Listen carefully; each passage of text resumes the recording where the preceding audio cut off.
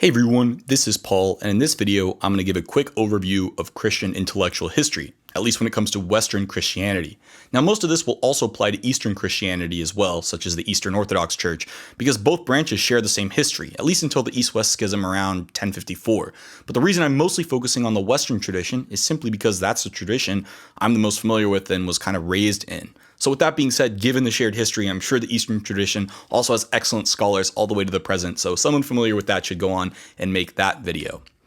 Now, before we get started, let's just put a few things on the map. First, Jesus was born around 5 BC and died around 33 AD. Paul's letters were written from around 48 to 64 AD, and we have Mark, Matthew, Luke, and John's Gospels sometimes around this, though to avoid any debate around dating, I'll just say, around this time, 40 to 100 AD. So Erasmus, for instance, stated the Gospel of Matthew to 41 AD, though some critical scholars think it could be later. We're actually going to start our history a couple hundred years before the birth of Jesus and talk about the ancient Greek philosophers which influenced the Hellenized Roman and Jewish world that Jesus was born into.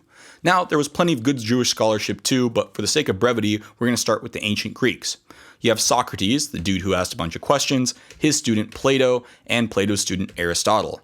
And in the School of Athens here you see on the right, painted by Raphael in the Apostolic Palace in Vatican City, you have Plato on the left, often interpreted as pointing up to the world of forms and ideas, very abstract, with Aristotle pointing down at the ground, talking about the natural world, science, these sorts of things.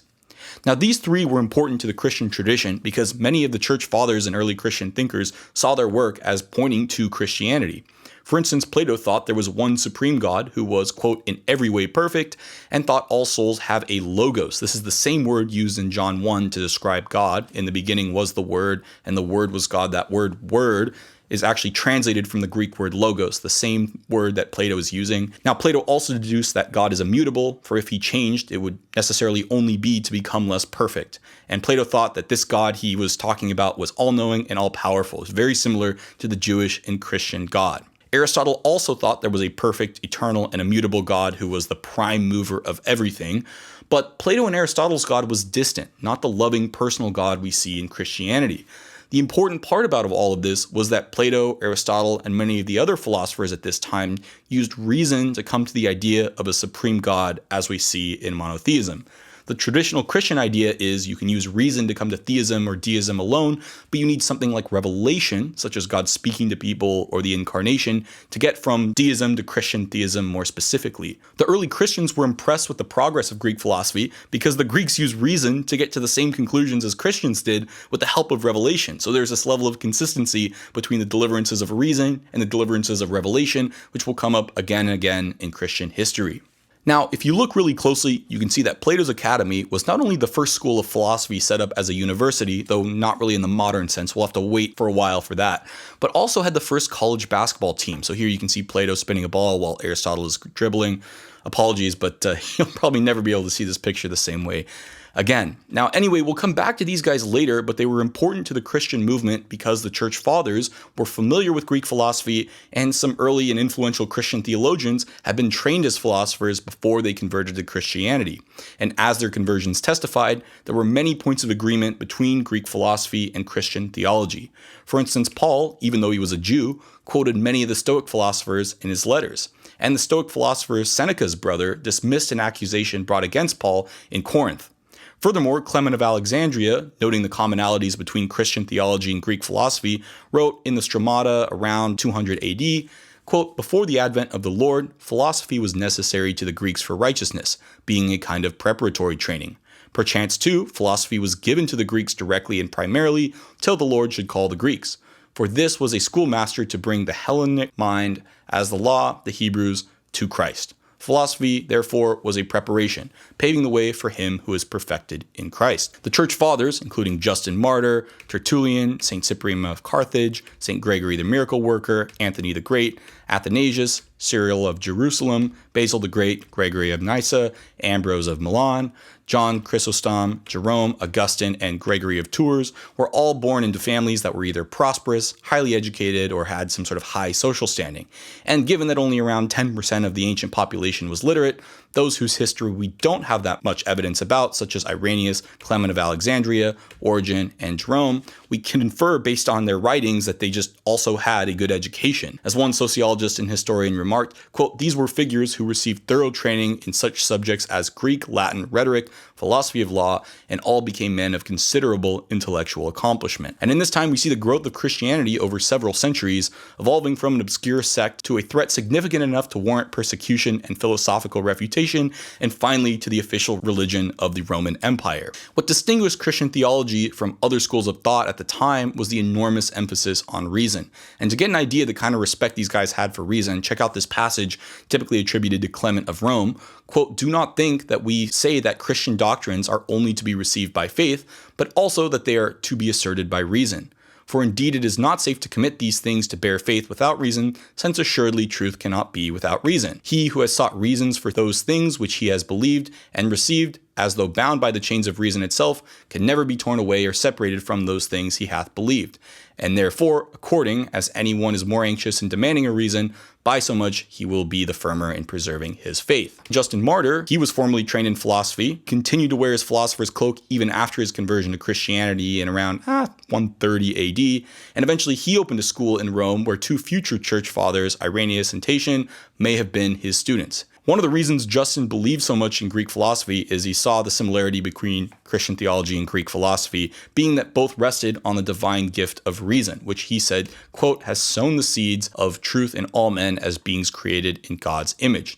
He further believed that the gospel and the best elements of Plato and the Stoics are almost identical ways of apprehending the same truth. Furthermore, in the 2nd century, Tertullian writes, quote, "Reason is a thing of God, insomuch as there is nothing which God the maker of all has not provided, disposed, ordained by reason, nothing which he has not willed should be handled and understood by reason." Moving on, in the middle of the 2nd century, the famous Greek physician Galen took a serious interest in the beliefs, practices, and way of life of Christians and conferred intellectual legitimacy to Christianity by recognizing it as a school of philosophy on the same footing as Greek philosophy.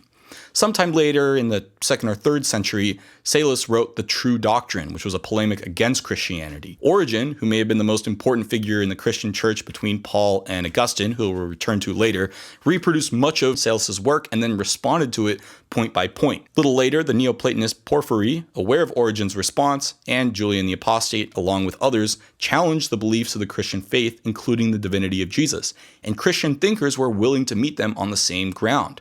As one historian remarks, quote, "that Christianity became the object of criticism by the best philosophical minds of the day, at the same time when Christians were forging an intellectual tradition of their own, was a powerful factor in setting Christian thought on a sound course."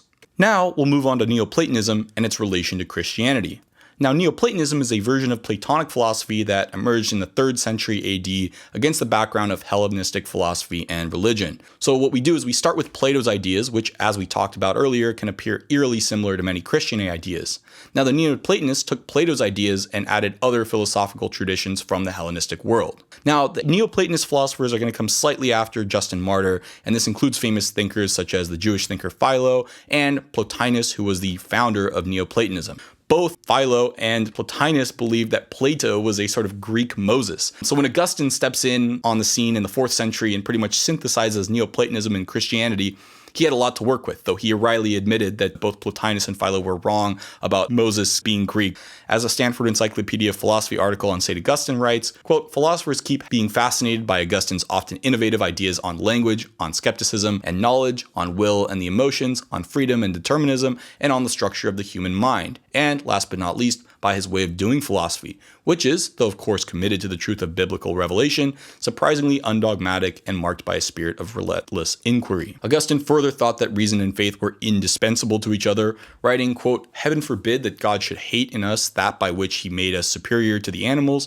Heaven forbid that we should believe in such a way as not to accept or seek reasons, since we could not even believe if we did not possess rational souls." Now, for the sake of time, we'll go ahead and fast forward a bit. In 1054, the East-West Schism officially happened, so everything I've said up until this point would also apply to Eastern Christianity as well. Now, during the Middle Ages, the medieval church invented the modern university, the oldest being Bologna, where teaching began around 1088. It's the world's oldest university in continuous operation, and the first university in the sense of a higher learning and degree awarding institute. So all of our current universities borrow from this in some form of another. And if you think about it, the robes, the ceremonies, etc., all these inherit from this tradition. Even the word for the degree doctorate comes from the Latin word doctor, referring to theologians who could teach on doctrinal matters, with the etymological Greek analog being the word catechism. Now, around the 13th century, the West got reintroduced to the works of Aristotle, which had been mostly lost since the fall of the Roman Empire. And Albertus Magnus started translating Aristotle's work in 13th century. And let me tell you, this Magnus guy was really good. He was a philosopher, friar, scientist, and bishop who wrote on botany, astronomy, chemistry, physics, biology, and geography, and made original contributions to logic, psychology, metaphysics, meteorology, mineralogy, and zoology. In fact, he was so good, people started calling him Albert the Great while he was still alive. He also coined the term experiment, eventually leading to the rise of modern science. To Magnus, mental speculations were not enough, and he intended to go beyond Aristotle and sort of explore the natural world himself. One of his students was this guy named Thomas Aquinas, you might have heard of him, who carried on Magnus's work and synthesized Aristotelian thought with Christianity the same way Augustine had synthesized Neoplatonic thought with Christianity. And I think Aquinas had a harder task, and there were elements of Aristotle that Thomas Aquinas had to change or had to correct, would be the way that Catholics would see it, to make it more amenable to Christian thought. But Aquinas did a lot of really, really good work. You can read a lot about what he did in the Summa. Now, at this point, we have the Protestant Reformation, so from here on out, I'll be borrowing both Reformed thinkers and Catholic thinkers for the rest of this video. As the universities grow, we have many thinkers who are doing theology, mathematics, and philosophy all together, and then modern natural science, natural philosophy as well.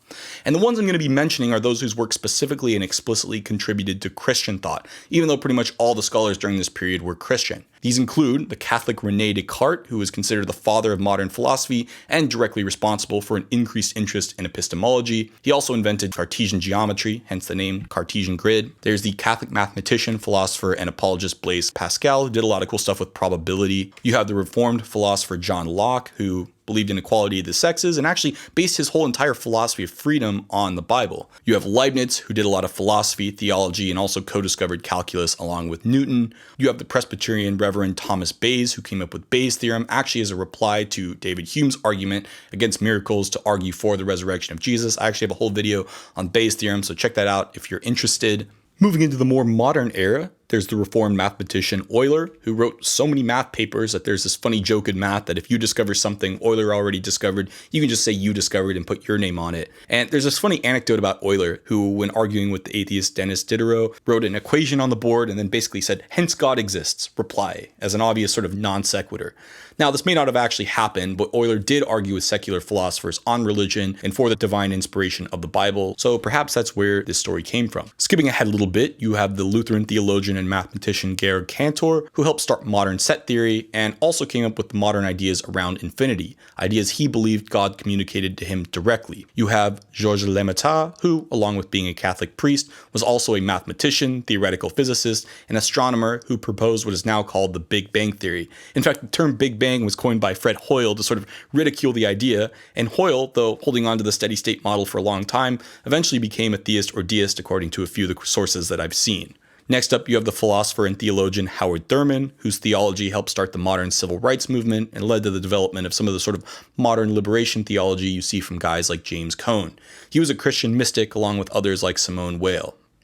You have the philosopher and priest Frederick Copleston, who wrote a history of philosophy, which, though originally intended to be a work primarily for seminary students, has sort of become a standard and well-regarded text in the history of philosophy and Western thought more generally. The Review of Metaphysics said Copleston is, quote, "the best-known historian of philosophy in the English-speaking world and a man to whom many are indebted."